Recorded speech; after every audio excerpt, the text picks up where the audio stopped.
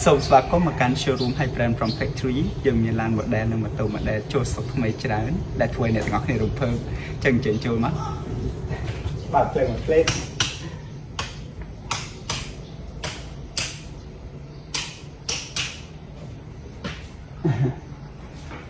តាកាមេរ៉ាមែនមកជាមួយ admin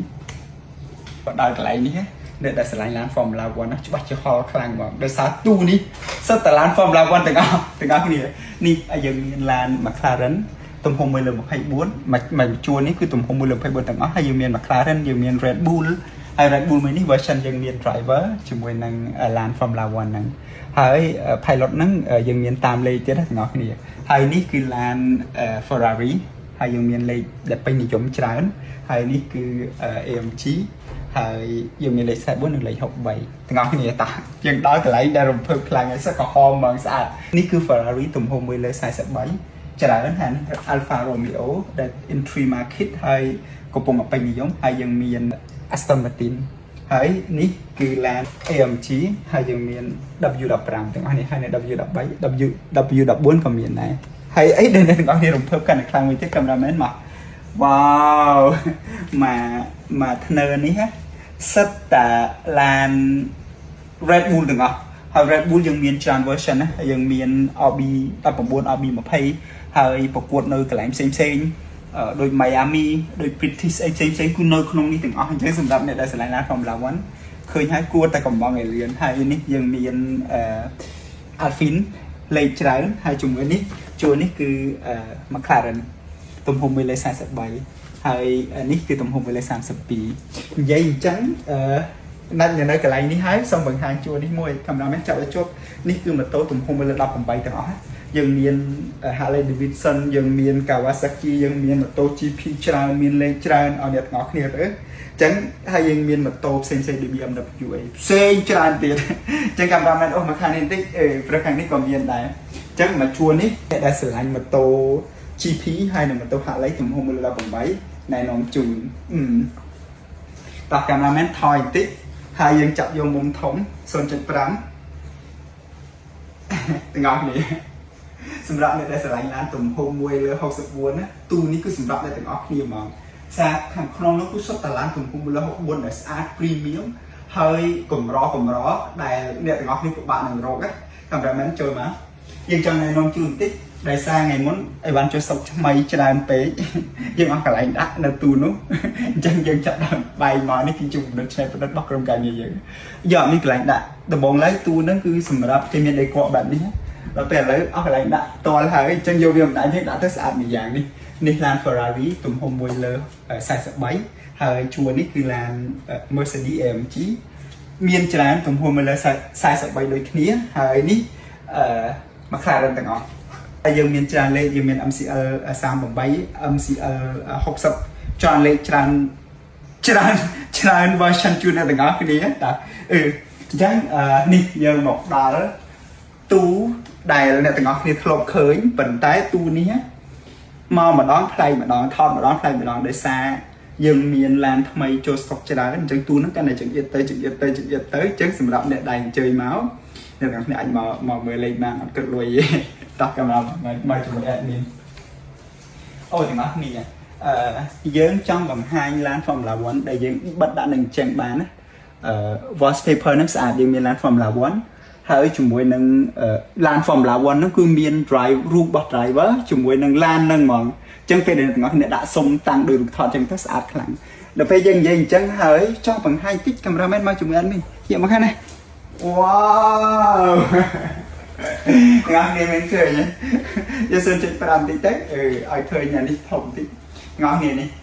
យើងអាចដាក់តាំងអញ្ចឹងបានអញ្ចឹងសម្រាប់អ្នកដែលស្រឡាញ់ Formula 1ហើយចង់បានសុំរូបថតបែបហ្នឹងអ្នកទាំងគ្នាអាចដាក់តាំងហើយដាក់នៅបន្ទប់ទទួលភ្ញៀវក៏បាន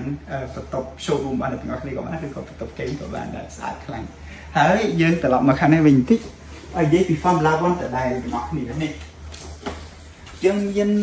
ទំហំ1/18ច្រើនយើងដាក់រៀងបំបែងតិចដែលស្អស់កន្លែងដាក់ហើយនេះយើងមាន Ferrari SF24 ហើយមានលេខពិសេសខ្លាំងហើយប្រកួតនៅកន្លែងផ្សេងគ្នាហើយ Red Bull 19យើងមានពណ៌ស្វាយពណ៌ខ្មៅហើយលេខ MM លេខ1ទាំងអស់ហើយយើងមាន RB13 សម្រាប់អ្នកដែល មានអនុស្សាវរីយ៍ល្អជាមួយនឹង RB13 យើងនៅមានជួនអ្នកទាំងអស់គ្នាហើយនេះគឺ Ferrari 499P ស្អាតប៉ុណ្ណឹង24ម៉ោងហើយខាងលើនេះគឺឡានទំហំមួយលើ18ទាំងអស់គឺនេះចង់ highlight បន្តិចយើងមាន Porsche GT3 911ពណ៌ខៀវហើយពណ៌ខ្មៅហើយ Lamborghini Revuelto ទំចុះសុតថ្មីទៀតស្អាតខ្លាំងទាំងអស់គ្នាពណ៌ទឹកក្រូចនេះណាហើយយើងមានឡាន Lambo ហើយជាមួយនឹង Ferrari SF90 ជាមួយពណ៌ប្រាក់ជាមួយនឹងពណ៌ខៀវស្អាតខ្លាំងអ្នកនេះអញ្ចឹងកាមេរ៉ាមែនថយដើម្បីចាប់យកផ្ទាំងខាងនេះម្ដងអ្នកនេះឃើញទេស្អាតខ្លាំងទេណា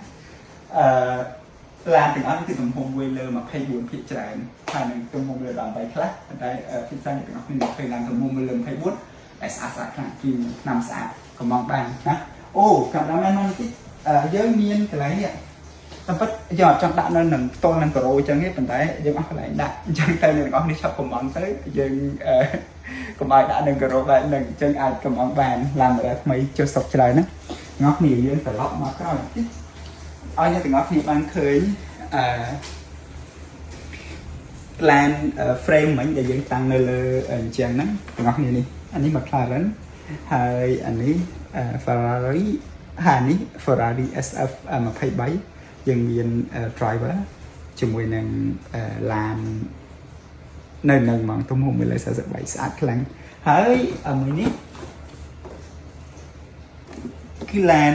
សម្រាប់ assembly RB19 លេខ1ហើយនេះគឺតួរបស់ឡានហើយបង្គំរបស់ឡាននៅក្នុងហ្នឹងអញ្ចឹងអ្នកទាំងអស់គ្នាដូចក្នុងរូបហ្នឹងអញ្ចឹងអញ្ចឹងអ្នកទាំងអស់គ្នាកំពុងតែបង្កើតឡាន Formula 1ដោយខ្លួនឯងគុំដោយខ្លួនឯងហ្មងស្អាតណាអញ្ចឹងអាចកំងបានយើងទៅចូលសុកថ្មីហើយថ្មីប្រចាំ showroom របស់យើងណាតោះកាមេរ៉ាមែនមកនេះតិចយើងណាច់នឹងមកលេង showroom ហើយតាម factory ហើយអានេះគឺជាឡានដែល admin ប្រមូលដំបូងគេបំផុតនៅពេលដែលយើងចាប់ផ្ដើមបើកហាងថ្មីអញ្ចឹងយើងមានឡាន model ច្រើនអញ្ចឹងសម្រាប់អ្នកដែលឆ្លងឡានអាចជួយមកមើលលេងបានហើយនេះទាំងអស់គ្នាadmin ចង់ប្រាប់មួយនេះទៀតនេះគឺជាឡានដែល admin collect ដំបូងគេបំផុត Ford Raptor ឡានហ្នឹងអត់មានទៀតទេណាគេចង់ទិញក៏អត់មានដែរមានតែវាពិបាករកអាចនឹងសល់អ្នកដែលគេលក់ចាស់សល់អីចឹងប៉ុន្តែឥឡូវនេះរកទិញរបស់ថ្មីអត់មានទេហើយអតិថិជនយើងចង់បានតែយើងអត់លក់ទេដោយសារ